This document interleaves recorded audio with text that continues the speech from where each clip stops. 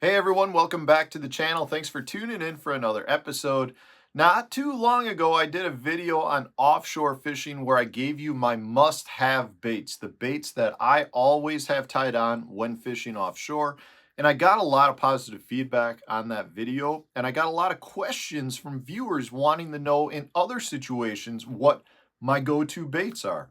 And several of those comments were regarding submerged grass. What baits do I like to use around submerged grass?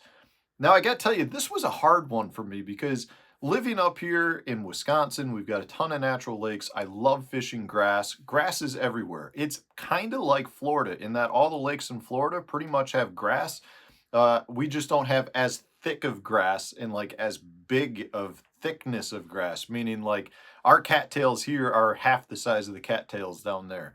The point being that I love to fish submerged grass, and it was tough to make this decision because a lot of my choices that I like to use when fishing submerged grass are they're very much subjective to the conditions that I'm fishing, meaning the grass needs to be spread out so much. The grass needs to be below the surface so much. It can't be too thick. So there's very specific baits that I like to use in certain situations, but it's only for certain types of submerged grass or certain thickness of submerged grass. So the 5 baits I've got here are ones that I have tied on year round anytime I'm fishing submerged grass. They work regardless of how deep the grass is under the water, how thick the grass is, or how sparse the grass is, or type of grass. These baits always work for me in submerged grasses. So I'll go over each one. I'll let you know kind of where I like to throw them, how I like to throw them, and hopefully it helps you catch a few more fish the next time you fish some grass.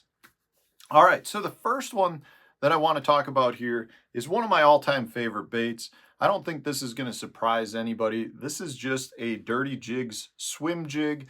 A swim jig is made to come through cover. It's got the perfect line tie positioning, the bullet-shaped head. It's a weedless presentation, and it comes through grass great.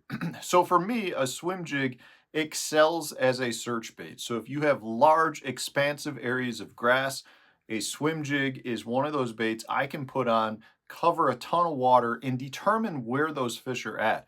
Once I get a bunch of bites in an area, I can slow down, pick apart that grass with a different bait.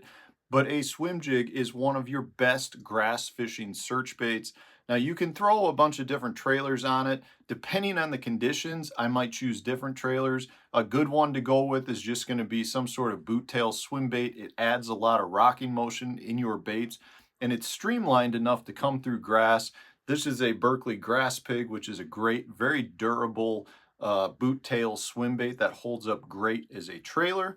But in general, if I'm fishing submerged grass, whether it's Wisconsin, Florida, Gunnersville, a swim jig is a great presentation to have tied on.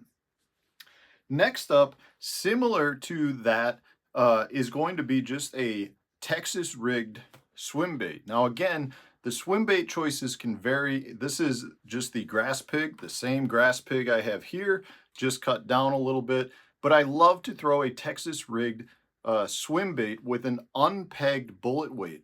The key here is this is one of the most weedless baits that you're going to throw for covering water and coming through that grass.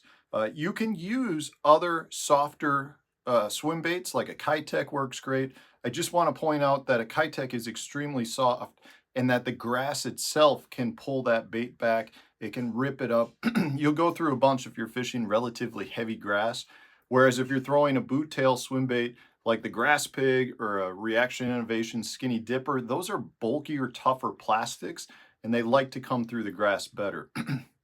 But this is a great presentation for fishing thick grass or sparse grass and covering water again. In fact, it's one of my go-to presentations for fishing guide trips where I've got a lot of inexperienced anglers. They can just cast and wind this and they catch a pile of fish. So it's a very good bait for fishing thick grass, but being extremely weedless. Next up, I've got one of my absolute favorite grass baits. This here is a Magnum speed worm by Zoom. This is the red bug color. I have a lot of favorite colors when it comes to fishing these. The red bug is great. I love throwing June bug. I love throwing just the straight green pumpkin. The point here is this is a fantastic bait to fish to get down a little deeper in the grass. So it's a bigger profiled worm, but it gives off some good kicking motion. But if you rig it with, say, a 1/4 ounce weight or a 3 ounce weight, depending on the depth that you're fishing, you can get this down to swim closer to the bottom through the stalks of the grass. Really good presentation for fish that are down in the grass, but it's grass that's not so thick where you have to be punching it. You can actually cast and get a bait down in it. The other time I love fishing this is if you've got spread out grass that has good defined holes within that grass. So you swim it through it and then you kill it and let it fall down to the bottom in that hole. Great way to fish. It's a good finesse presentation, even though it's a big, bulky profiled bait. It's a great finesse presentation for getting grass fish to bite. I've had some really good finishes down in Florida on this. I've won a bunch of local tournaments fishing a big Magnum speed worm. Just a great bait for generating strikes again. Plus, you can fish it in a lot of different ways. A lot of people would just rig this weightless and they can fish it on the surface as well, almost like a buzzbait, generate a lot of strikes that way. Again, very streamlined, being it's a straight plastic worm, just comes through the grass stalks much better than a lot of other baits. So I cannot go anywhere without my Magnum speed worms. Next up, we're going back to the moving baits here. And this is where I was talking, like, there's a lot of moving baits that I love to fish around grass. I like fishing a deep diving crankbait on deep weed line edges, but the weeds have to be perfect and they have to set up right where you can fish it. So not all suspended or submerged grass is great for a crankbait. I love throwing a lipless crankbait as well, but again, you need to have the right conditions. You need to have so much water above the top of the grass that needs to be relatively sparse or spread out. You know, if you're fishing a big solid grass mat, it doesn't work that great. But I love to throw lipless crankbaits around grass, but you need the right conditions. So I generally will have one tied on, but there's a lot of times I go out and I fish and I never even make a cast with a lipless or a crankbait because I never found the right grass to fish that in. This moving bait being just a Z-Man chatterbait, this is the jackhammer, is one that you can fish in almost any grass conditions. So I would choose, if you made me choose one more moving bait for fishing grass, I would choose the jackhammer over a crankbait or a lipless crankbait, just because I know I'm going to be able to fish this in almost any situations. It's a great bait for ripping out of the grass. The blade, very thin, smaller size blade, cuts through the grass really well. That's one of the reasons why I'm choosing the jackhammer over, say, the slobber knocker. I think the jackhammer comes through thicker grass a little bit better than the slobber knocker does. But in any case, a vibrating jig is going to be a bait that I think you want to be fishing around submerged grass. It very much just allows you to cover a lot of water. Plus, it's known for generating better than average size bites. So if I were to throw a vibrating jig versus the swim jig, I expect to catch more fish on the swim jig, which is why I love to use it to locate areas with fish. But my average size bite, the quality of the fish is going to be better on a vibrating jig. But I gotta have a vibrating jig tied on if I'm fishing around grass. The last one here is just another one of my favorites. This could fall into a lot of different categories. This is the Berkley Max Scent 5-inch General. I'm going to rig this on a wacky rig or potentially as an unweighted Texas rig.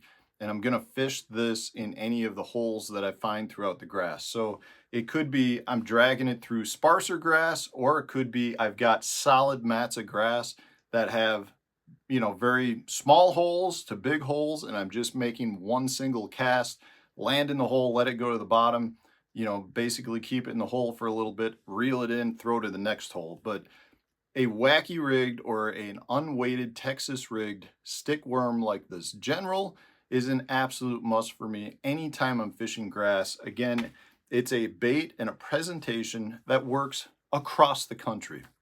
One of the best fish catching tools that we have. and it works really well around grass. Because keep in mind, a lot of times you're talking about fish that are feeding primarily on bluegill or shad if you're talking about the shad spawn. And this bait, when it's, when it's unweighted, just shivers down into that hole like that, and it generates a lot of strikes from fish that are both active and lethargic, and therefore it's one of the best baits for fishing grass. So if you made me only choose 5 baits, these would be the 5 baits I would go out with. Now, in reality, like I said, I'd probably have 5 or 7 more rods rigged with one-off baits. A spinner bait's another good one to have around grass, but there's just specific grass that I need that to fish that in properly. So these 5 baits, no matter what the grass conditions are, they will produce for your submerged grass. So in the comment section, guys, let me know, did I miss a bait? Do you think I need to have another bait? Do you think I'm crazy with one of these baits? Let me know in the comment section. If you enjoyed the video, hit the like button, subscribe to the channel if you haven't done so already. Stay tuned, we'll have a new one for you tomorrow.